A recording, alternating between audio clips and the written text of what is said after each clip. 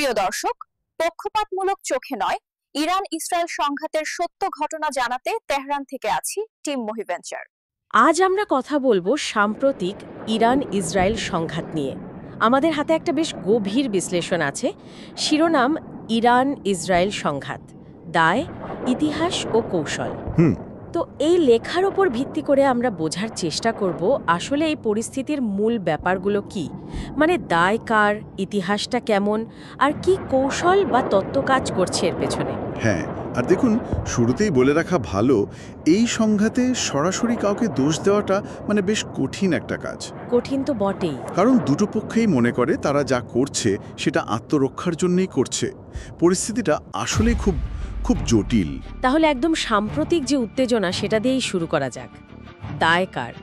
লেখাটা যেমন বলছে, এটা নির্ভর করছে আপনি কখন থেকে ঘটনাটা দেখছেন তার ওপর। ঠিক তাই। যদি আমরা এই এপ্রিল 2024 থেকে দেখি, তাহলে দামেস্কে ইরানের কনসুলেটে ইসরায়েলের যে হামলাটা হলো, যেখানে ওদের কয়েকজন সিনিয়র কমান্ডার মারা গেলেন, একদম ওই ঘটনাটা একটা বড় ব্যাপার। অনেকেই মনে করেন এটা আন্তর্জাতিক আইনের লঙ্ঘন, আর একটা বড় উস্কানিও বটে। আর এটাও তো ঠিক যে এটা হঠাৎ করে হওয়া কোনো ঘটনা না। এর আগেও তো ইসরায়েলের দিক থেকে নানা পদক্ষেপ দেখা গেছে, যেমন ধরুন ইরানি পরমাণু বিজ্ঞানীদের হত্যা করা, হ্যাঁ, বা ওই স্টাক্সনেট ভাইরাসের মতো সাইবার হামলা, যেটা ওদের পারমাণবিক কর্মসূচির জন্য তৈরি করা হয়েছিল, কিংবা সিরিয়ায় ইরানের প্রভাব কমাতে লাগাতার হামলা চালানো। এই সব কিছুর পর দেখলে ইরানের যে পরের পাল্টা হামলা, সেটাকে তো তাদের দিক থেকে একটা জবাব হিসেবেও দেখা যায়। আবার উল্টো দিকটাও দেখতে হবে। ইরানের দায়ও কিন্তু কম নয়। 1979-র ইসলামী বিপ্লবের পর থেকে ইরান তো ঘোর ইসরায়েল বিরোধী। হ্যাঁ, তারা তো ইসরায়েলের ধ্বংসেরও ডাক দিয়েছে। ঠিক, শুধু তাই নয়, তারা হিজবুল্লাহ, হামাস, হুথিদের মতো বিভিন্ন গোষ্ঠী দিয়ে একটা বলয় তৈরি করেছে, যাকে বলে প্রতিরোধ অক্ষ বা অ্যাক্সেস অফ রেজিস্ট্যান্স। মানে ইরান সমর্থিত কিছু গোষ্ঠী যারা ওই অঞ্চলে ইসরায়েল আর পশ্চিমা প্রভাবের বিরুদ্ধে কাজ করে। হ্যাঁ, অনেকটা তাই। এর মাধ্যমে তারা ইসরায়েলকে একটা কৌশলগত চাপের মধ্যে রাখতে চায়, আর এর সাথে অবশ্যই ইরানের পারমাণবিক কর্মসূচির ব্যাপারটা যোগ করতে হবে, যেটা ইসরায়েল তাদের অস্তিত্বের জন্য হুমকি মনে করে। একদম। তাই ইসরায়েলের দিক থেকে দেখলে দামেস্কের হামলাটা হয়তো এই দীর্ঘদিনের ছায়া যুদ্ধের একটা অংশ, যেখানে সরাসরি যুদ্ধ না করে গুপ্ত হত্যা বা সাইবার হামলা চলে। তারা হয়তো মনে করে এই যুদ্ধ তো ইরানই শুরু করেছে অনেক আগে। ফলে কে আসলে আগ্রাসিভ, এটা নিয়ে আন্তর্জাতিকভাবে কোনো পরিষ্কার মতৈক্য নেই। এটা একটা দুষ্ট চক্রের মতো হয়ে গেছে। এক পক্ষ কিছু করলে অন্য পক্ষ তার জবাব দেয়। এই যে একে অপরকে দোষ দেওয়ার ব্যাপারটা, এটা বুঝতে হলে তো একটু ইতিহাসে যেতেই হবে, তাই না? লেখাটা বলছে 1959 সালের আগে নাকি ছবিটা একদম অন্যরকম ছিল। হ্যাঁ, শাহের আমলে কিন্তু ইরান আর ইসরায়েল বেশ ভালো মিত্র ছিল, কৌশলগত মিত্র। তাই নাকি? হ্যাঁ, দুটোই ছিল পশ্চিমাপন্থী দেশ। তাদের কমন শত্রু ছিল আরব জাতীয়তাবাদ আর সোভিয়েত ইউনিয়নের প্রভাব। গোয়েন্দা তথ্য আদান প্রদান, এমনকি সামরিক সহযোগিতাও ছিল তাদের মধ্যে। কিন্তু 1979-র ইসলামী বিপ্লব সব পাল্টে দিল। আয়াতুল্লাহ খোমেনি আসার পর ইরান হয়ে গেল কট্টর ইসরায়েল বিরোধী। বন্ধুত্বটা রাতারাতি শত্রুতায় বদলে গেল।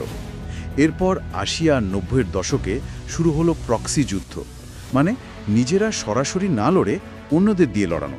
যেমন লেবাননে হিজবুল্লাহ তৈরি হলো ইরানের সমর্থনে। ঠিক। আর যখন ইরানের পারমাণবিক কর্মসূচি গতি পেল, তখন এই ছায়া যুদ্ধ আরও তীব্র হলো। গুপ্ত হত্যা, সাইবার হামলা এসব গাড়ল। আর 2011 থেকে সিরিয়ার গৃহযুদ্ধ পরিস্থিতিটাকে আরও জটিল করে তুলল, তাই না? অবশ্যই। সিরিয়ায় ইরানের প্রভাব বাড়ল, যেটা একেবারে ইসরায়েলের সীমান্তের কাছে চলে এলো। এর জবাবে ইসরায়েল সিরিয়ার শত শত হামলা চালিয়েছে, যেটাকে তারা বলে ওয়ার বিটুইন ওয়ার্স।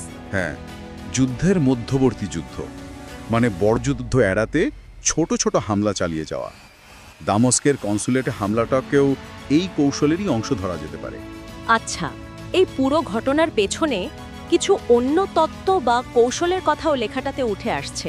হ্যাঁ, আসছে। যেমন একটা খুব চালু তত্ত্ব আছে, ওয়েক দ্য ডগ। দেশের ভেতরের সমস্যা থেকে নজর ঘোরাতে বাইরের শত্রু বা সংঘাতকে ব্যবহার করা। একদম।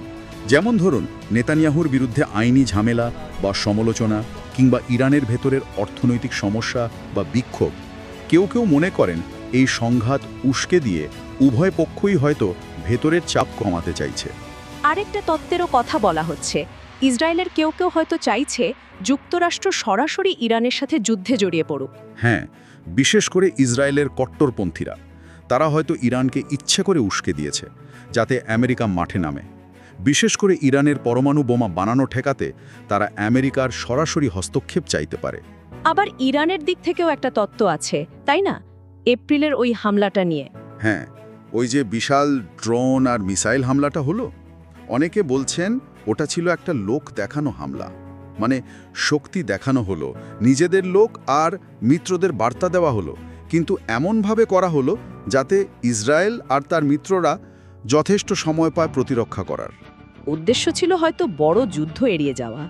সম্ভবত নিজেদের শক্ত অবস্থান দেখানো, কিন্তু পরিস্থিতি নিয়ন্ত্রণের বাইরে যেতে না দেওয়া। আর সবশেষে পারমাণবিক কর্মসূচির বিষয়টা। সেটা তো আছেই। একটা ধারণা হলো এই উত্তেজনাকে কাজে লাগিয়ে ইরান হয়তো আড়ালে তাদের পারমাণবিক অস্ত্র তৈরির কাজটা এগিয়ে নিতে চাইছে। আবার উল্টো দিকে ইসরায়েলও হয়তো এই পরিস্থিতিকে ব্যবহার করে ইরানের পরমাণু স্থাপনায় বড়সড় হামলা চালানোর একটা অজুহাত খুঁজছে। ঠিক, তার মানে পরিস্থিতিটা আসলেই খুব জটিল। অনেকগুলো স্তর, অনেকগুলো দৃষ্টিকোণ, সাদা-কালোয় ভাগ করা মুশকিল। ইতিহাস, ভূ রাজনীতি, ভেতরের চাপ, ভবিষ্যতের পরিকল্পনা সব মিলিয়েই এই সংঘাতের জালটা তৈরি হয়েছে। একদম তাই। এখানেই আমরা আজকের আলোচনা শেষ করছি। তবে শ্রোতাদের জন্য একটা প্রশ্ন রেখে যেতে চাই, এই যে দীর্ঘদিনের ছায়াযুদ্ধ আর প্রক্সি সংঘাত, এটা ভবিষ্যতে কোন দিকে যেতে পারে? বিশেষ করে যখন কৃত্রিম বুদ্ধিমত্তা, সাইবার যুদ্ধ বা ড্রোনের মতো নতুন প্রযুক্তি যুদ্ধের কৌশল প্রতিনিয়ত বদলে দিচ্ছে। এটা নিয়ে ভাবার অবকাশ রইল। প্রিয় দর্শক, পক্ষপাতমূলক চোখে নয়, সত্য ঘটনা জানতে চোখ রাখুন দ্য মুভি ভেঞ্চারে। আমরাই জানাবো গ্রাউন্ড ট্রুথ।